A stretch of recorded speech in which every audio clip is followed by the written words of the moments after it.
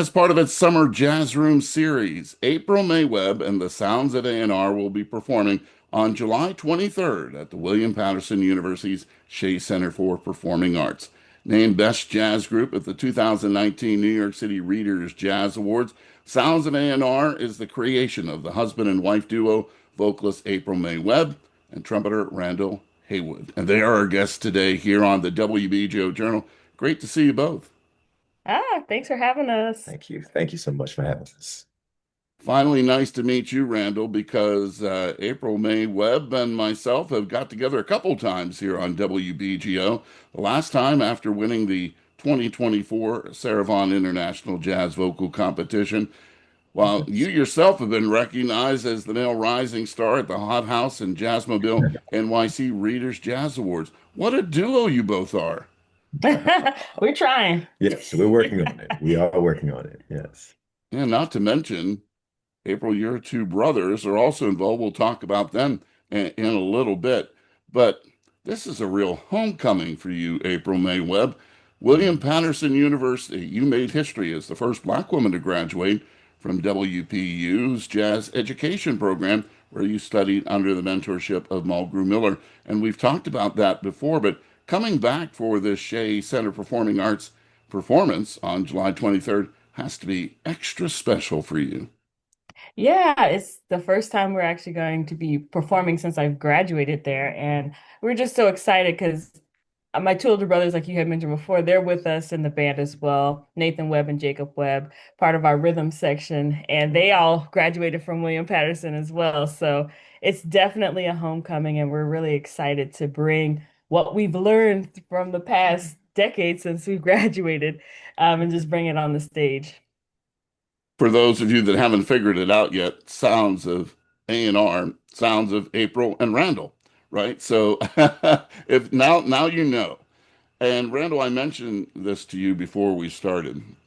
You know, the couple of conversations that I've had with April May, she is such a delightful person. She just exudes energy wherever she goes, and she's so talented. I got to know the story of how you two got together.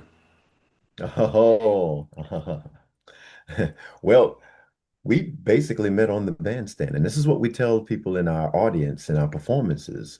Our music that we perform is the soundtrack of our life together. It's part of the soundtrack or part of the playlist now. Yeah, everybody says playlist now. A part of the soundtrack or playlist of our lives together. So we tell that. And but we met in a most kind of like intimate setting. We met at a jazz club in Jersey City, entitled Moore's Lounge. And that's where we used to go and hang out uh and learn to get, perfect our craft, and just like old school musicians, going all the way back to when they would go to the playhouse to work on their craft and develop this new modern music that we now call bebop. So we were at the Moore's Lounge in Jersey City when Art Harper was hosting the jam sessions as he still does today. And that's how April and I met. It was kind of, on the casual, Who made the and first move? well, actually, we started playing a song together, and I came up to April after we, played together, and I basically said, "Well, you sound really great. Sound really great. I really enjoy what you're doing." And April immediately says, "Thank you," and looks the other way. And that was that's That was basically, that was it. that's how we met. Yeah. It So didn't sound promising at that point, Randall. exactly, exactly. And here we are. That's So. wonderful, and it's so exciting that the both of you, have this career together and that it's working out so well. This performance on July 23rd, April, may Mhm. tell us a little bit more about since the fact that your roots are at William Patterson.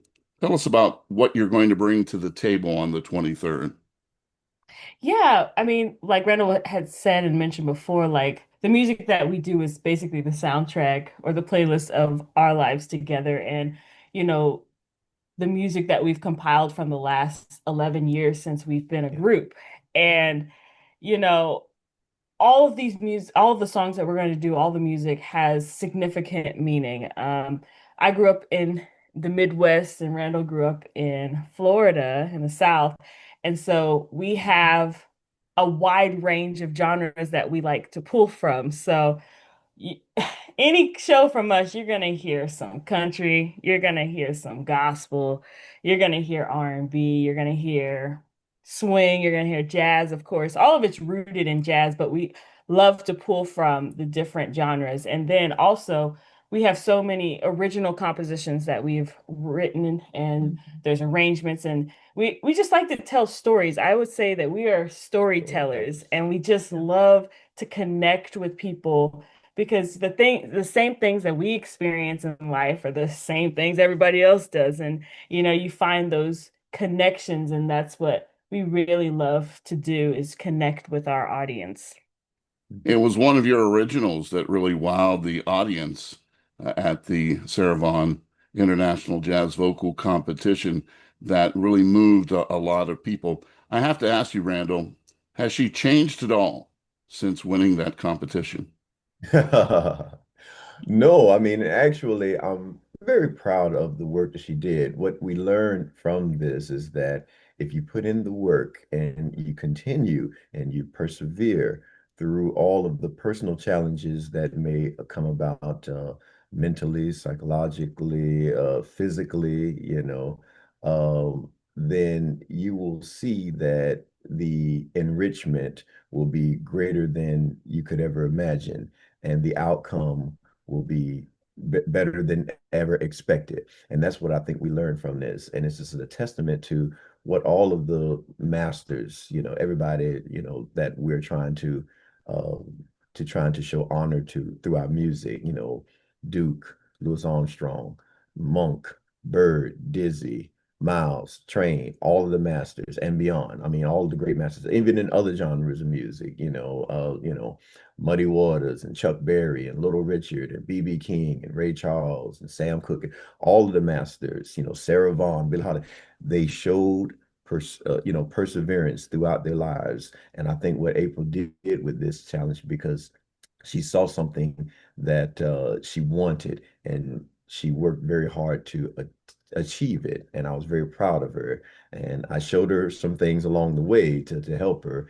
And but it was very important for her to maintain consistency in what she was endeavoring in her daily practice, in her daily routine, studying this music, taking this music very seriously, because as we see, the outcome was more than what either one of us expected, you It know. was Juilliard for you, right? Yes, sir. Yes, yes. The Juilliard School is where I studied. And I just had a wonderful experience there, to say the least. I mean, my time there was just amazing. And one thing that I learned from, obviously, Mr. Carl Allen, great drummer. He was the director of the program. I studied directly under Dr. Eddie Henderson, wonderful trumpeter, and spent time with the great Miles Davis, and had his first trumpet lesson by Louis Armstrong. It was, just insane experience. And then also on the classical side, had wonderful teaching of I remember Dr. Weaver was my instructor for the Bach class that I took. But anyway, the thing I learned about Juilliard was that, being surrounded by like-minded and people who are on a much higher level than I was on, it allows you to set yourself in humiliation a little bit and say, okay, listen, everybody is better than me. So what can I do to advance or to contribute to the art form, to contribute to the music? And that's the thing that I took away as, being um, the most important, meaningful, advance, and improve myself. And so I can have something to contribute and deliver to the art form. You mentioned Dr. Eddie Henderson. I just spoke with him last month. Yeah, We were yeah. talking about his connection, with Miles Davis, that he was just a teen, and there's Miles in the house and he's taking him to the concert and enjoying it. Who did you get inspired from growing up that you knew that you wanted to do this as a career? Well, funnily enough, when he was telling me these stories, sometimes you don't believe it. You can't believe your ears. Same thing with Monk. When April and I spend time with Monk, He tells us all these stories about, Dizzy and Bird and Miles and Coltrane and Sonny Rollins. They just walked in my house and they was listening and studying from my father. And it's like you cannot believe your ears when you're hearing these things. You're hearing the greatest musicians that we ever known walking in the house, and they're all learning from his father, and he saw them, they were like uncles and big brothers to him. He saw them. So anyway, I think my biggest and Eddie, Dr. Henderson, he's the same. His biggest influence, his first influence, was a major influence, I would say, was the same with me with Miles Davis. When I first heard Miles Davis, I was 10 years old. I had an uncle, my oldest uncle, he was a musician, and he brought on a compilation. He had a compilation album, the Miles Davis Greatest Hits up until 1965 or something like that, the Columbia stuff. And it had a little bit of everything. And when I heard My Funny Valentine. It was the live version of My Funny Valentine, the one with, George Coleman and Herbie Hancock, Ron Carter. When I heard that version, I was like, that's what I want to do. That's what I want to do. And I was 10 years old. It was like, it came right there. And from there, I've just been very fortunate because I had gentlemen along the way, like Mr. Wynton Marsalis and Marcus Roberts, who saw something in me like I couldn't see in myself at the time. And they gave me my shot and they showed me, okay, you need to work hard. If you want this, if you really do want this is what it's going to take to do that. And so but that's what my main influence. So it started with Miles Davis, and then, from there, Clifford Brown and, Lee Morgan, it's just, and I'm still on the journey.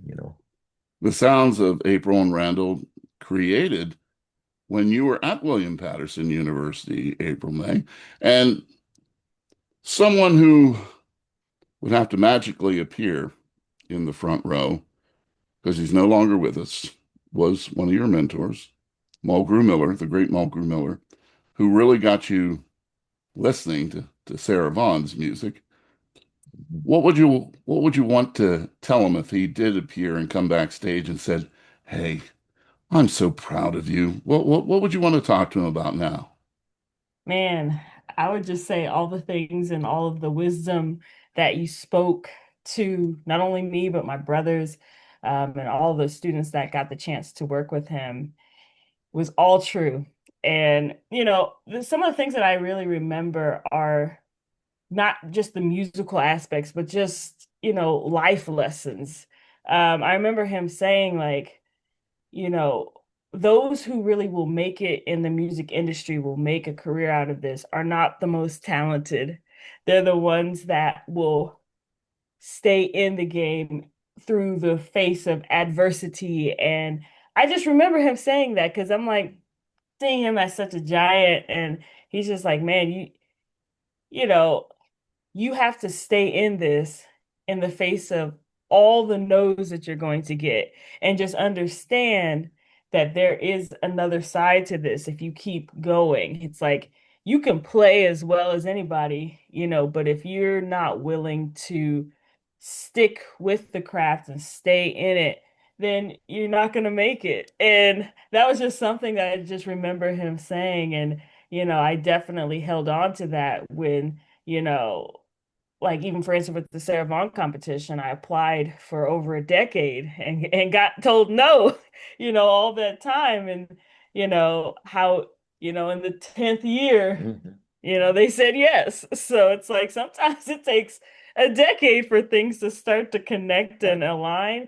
But you have to believe in it, and you have to continue to work and develop yourself and enjoy yourself along the way. I think that's something that I've had to learn to do, is find enjoyment in this part of our career, my Yeah. career. It's a fun part. It's hard, because you're still thinking like I'm not where I want to be right now, but just have that foresight that it will come. You just have to continue to be patient and keep going.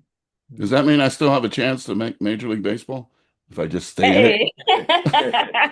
Hey. Those days are long gone, Randall and April May. Realistic now. You got to be realistic. Yeah, yeah, exactly. They So all looking for umpires, right? Right. true, true. And I was a catcher, so I do understand behind the plate. There you go. You know? William Patterson, recently I was at the Shea Performing Arts Center for a concert between the great bassist Christian McBride and the wonderful pianist Bill Charlap. And it was amazing. But what was also amazing was how many students came out to watch the performance. I imagine there's going to be quite a few students and alum coming out to see April May Webb this time around, right? I hope so. Yeah, No, it's such a strong jazz program there that I think the house is definitely going to be packed on July 23rd. yeah, I mean I really can't describe like how excited I am personally. I know my brothers are too, to just come back to where, Yeah, our jazz. let's make it clear, both of them went to William Patterson as well. Yes, they both studied under Mulgrew Miller. Actually, Nathan Webb, Dr. Nathan Webb, he just received his doctorate from William Patterson University. Oh, yeah. He had the amazing chance to actually tour with Mulgrew Miller. And that's something that Mulgrew would do often is like if he saw, potentials in his students, he would bring them on the road with him. So Nathan, he had the chance to tour the world. I think he went to Japan, he went to Europe.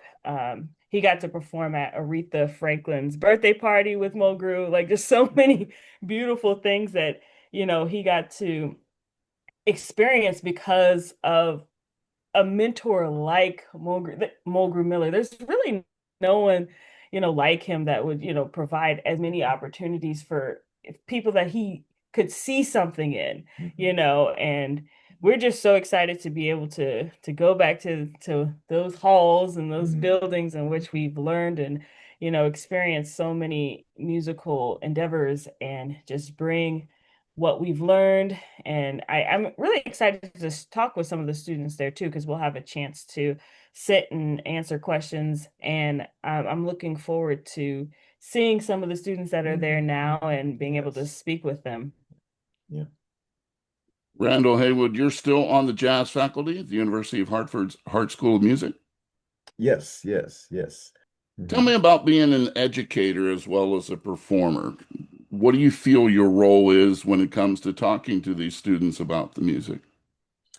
I think the main thing is to show them that, as I explained earlier, if you develop these traits of stick-to-itiveness, consistency, perseverance, and just keep yourself focused on the target of improving yourself so that you can contribute to the art. No matter what style of music we're talking about, all of it is worth the study of the history and the knowledge and the understanding of it so that you can elevate yourself and enrich yourself so that you can improve the art, whether it's blues, whether it's swing, whether it's modern jazz, whether it's gospel, whether it is country, whether it's rock or pop or hip hop, you know, whatever it is, um, it all requires, tenacity. It requires consistency. And that's why I try to instill in students. And don't hurt yourself, beat yourself up along the way too much, because it's a journey. It's a long game that you're playing with this. And, a lot of times the students, they may not see the path so clearly, or they may have their perception of what they're told is supposed to happen at a certain time in their life. And but then again, you say, well, wait a minute, let's look at the history and let's see how that, worked for this particular person or this particular group of people. I remember something that Professor Javon Jackson, who's the director of the Jackie McLean Institution at the University of Hartford, I learned something that he said to a group of students. He says, there are students that come in at 18 years old and you want to play giant steps and you beat yourself up and because you can't play it and then you wonder why you can't play it all of instantly because you hear it as just a regular song like something else. But think about John Coltrane. How old was John Coltrane when he published or when he released Giant Steps? Okay, he was at least 33 years old. Okay, so and look at what took him, how much time it took him to get to that point where he was able to, logically produce giant steps and bring something of logic to the table with that. So he followed Bird around, he followed Dizzy around, he spent time with Monk. He obviously spent time with Miles Davis. So, and so I think the point that he was making to the students was that, you have to give yourself, put yourself in the perspective of, you may not be where you want to be at the moment, but there's a way in which you can get there, and just pace yourself and do those things. So I think I try to give those things to the students, and encourage them along the way, and let them know that they have their own talents that just needs to be carved and shaved, and so that they can present it to the public. We all hope that love is a part of family, but in order for this group to work, there has to be collaboration, there has to be cooperation, there has to be love. How how does it work for this family, the three siblings and Randall? How do you keep it going without, you know, any band has its issues, right? But how do you keep it going as a family? I think for us, so my brothers and I, we've been performing since we were really young. Like when we were growing up, we had a band called Webb 3, and we would perform all around the state of Kansas doing jazz and gospel music. So performing is one of our love languages. It's how we, get along really, is doing music together. And so when Randall and I decided to create our band together, and my brothers were more than willing to be a part of it, it's kind of just what we do. Yeah. And I sometimes will join my brother's band, Jacob Webb. He has his own band, and there's a respect for the music and for the leaders of the music as well. And I think we do a good job of understanding that if it's in the situation where Sounds of April and Randall are the leads, they listen. They play that role very, very well, as do I when I'm performing with them. It's like, how do we make Mhm. the leader's goals and vision come to life? And so, there's just a level of respect that we have for one another and our music, and that's what really makes it work. Sometimes the advantage of doing a Zoom is to see a little bit behind you there. There is artwork behind you there. You want to tell us a little bit about this? Well, this portrait was given to us, and it's the bebop era, obviously. Diz and Bird, August 29th, New York City Jazz Museum, August 29th, November 9th, August 21st, August, November 9th, 1973, New York City. I love it, it for me, when I look at it, I'm continuously and perpetually inspired, because I'm just reminded just by just the portrait of the work that these guys did to pave the way for a whole, genre of music and an influence on all of us. They're the reasons why we're doing what we're doing. We're playing this particular style of music, and I'm thinking about that Bird interview that he said to, I believe it was Paul Desmond, where he said, there's no fact, no doubt about it. I put in the time. I, Mm. spent about, 11 to 14 hours every day for almost 4 years straight practicing. And I'm like, wow, that is incredible. That's a sacrifice. He literally sacrificed almost 4 years of his life. I'm still trying to figure out what years are there, because by the time we hit 1941, we can tell from that recording, that studio recording of Cherokee and Lady Be Good, he's got everything together. And you hear people say, Dizzy said, I never saw him practice. Nobody, Miles Davis said, never saw him practice, never saw him sitting at a piano working things out. And these are things that Dr. Henderson told me himself, that he heard from these masters. He never saw Bird practice, never saw him struggle with anything. So how did he work this all out? Well, he says in the interview, he put in 11 to 14 hours every day for about 3.5, almost 4 years straight.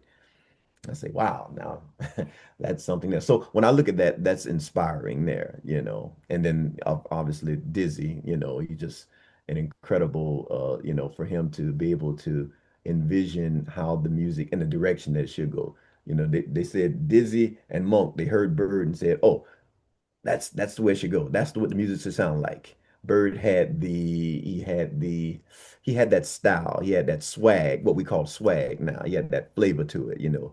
Dizzy and Bird, I mean Dizzy, yeah, Dizzy and Monk, they had all of the elements. They had the rhythm, they had the harmony, they had all the ingredients, but they knew they needed something else. And Bird had that style that said, "Oh, this is what it should sound like," you know. You know, so anyway, when I hear that, when I look at that portrait, it inspires me. A lot of the great players did not start out on the instrument that they became famous on. What was your first instrument, Randall? Oh, drums. I played drums in church, you know, when I was as young as 3, 4 years old, and that's from time to time I still play. You know, people are surprised to see that, but that was my first instrument. And you know, I remember my grandmother would show me an old, you know, sanctified church beat. That's the beat that they play when they begin to, you know, shout and you know, and it's a form of praise, praise and worship, what we call it now. But and I just stuck with that. You know, my uncle played with James Brown, and my father played with Al Green, just to name a few. And so I listened and I grew up listening to this particular style of music that we now call, you know, classic R&B, funk, soul. And so I began playing, you know, in church and that kind of thing. So the drums was my first instrument. And then, like I said, when I heard the trumpet of Miles Davis at 10 years old, I kind of, you know, switched a little bit. I say, well, oh, I get to have another voice. That's what the trumpet did. It allowed me to give another voice, you know. And I still love the drums as a foundational instrument, but also I have a, you know, affinity to the trumpet, obviously, you know, because it allows me to speak in a different way. You both grew up in the church. Do you feel that's another reason you've connected through the years? Oh yeah, I mean, Um, there's something about, church musicians. You learn so much um just about I mean, that was our foundation, Yeah. really. And, you know, spending many hours in the church, many hours in the church, and Yeah. just being able to learn from the elders and see that it's not only just about the music, but it's like a way of life, Right. and it's very spiritual. And, connecting music with your spiritual and the way that you believe. And it's definitely a foundational thing that we both grew up with, and I still carry with us. I know, Randall, he still plays at the church, Hmm. so, Yes. and I still sing from at churches from time to time. So it's definitely our foundation was built through the church. Will we hear Cottonwood on July 23rd? You definitely will hear Cottonwood Tree, and we've learned that people really gravitate towards that song. It's very fascinating because Mhm. so many people come up to us afterwards and be like, I'm from, Connecticut, or I'm from California and I've been in New York for so long, and it's like when you experience leaving home, that's what the Mhm. song is really about. It's about leaving home, but Mhm. then understanding it's okay to go back home and get yourself rooted and grounded again. But there's something about having to leave home and the sacrifices that you make when you're trying to pursue something. It doesn't have to be music, it could be anything. And it's difficult. And so we just found that so many people relate to this song in so many ways. And we definitely have added it. It's our closing number. It seems to Mhm. really sometimes be a little tear jerker. So Yeah. we like adding that song to the mix. It's a beautiful song. And is there a brand new song that you want to tell us about? Yes, so we just released another original composition called Everybody Ain't Gonna Like You. And it's so funny when I was writing this song, a lot of people think it's about a love interest, but it's actually not. It's about a family member, which I don't name who this I wrote this song about. But it's about a family member that I could tell they just didn't really like me. They wasn't feeling it. And I was trying so hard to get this person to like me. And then at a certain point I said, everybody ain't gonna like you, April. And I was like, oh, that's a song. So, I think everybody can really relate to this. And, everybody's not supposed to like you. Everyone has their Sure. choice of style and people and genre and people. And I found that this message kind of relates to Hmm. everything. So, Yeah. like, if people don't like our music, that's okay because there's some people that will like it. And, you kind of hold on and find community with the folks that do dig you. And I Right. think that's the message that we're trying to say is like everybody's not going to like you, but there are people that will, and you need to hold on to those moments and not always necessarily the negative ones. I know those that will be at the Shea Performing Arts on July 23rd.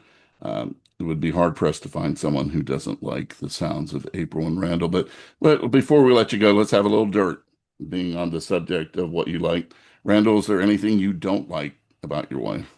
Oh, that's very good. You are good. You are good. Randall.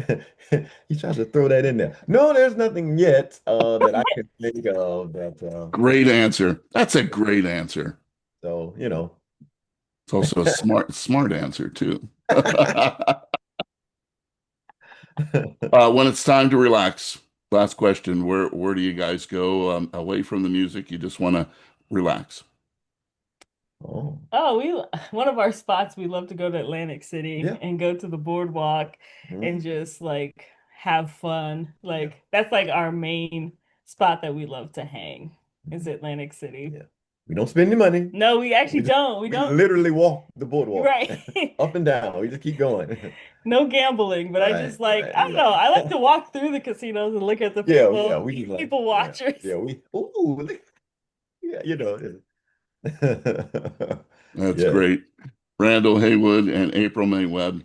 Well, what a team they are, and you will be able to enjoy the sounds of A&R performing on July 23rd at the William Patterson University Shea Center for Performing Arts. It's part of the Summer Jazz Room series. You won't want to miss it, and how could you not want to be after you had a chance to spend some time with Randall and April May? Both of you, continued success, and thanks for joining us. Thank you. Thank Thank you. you so much.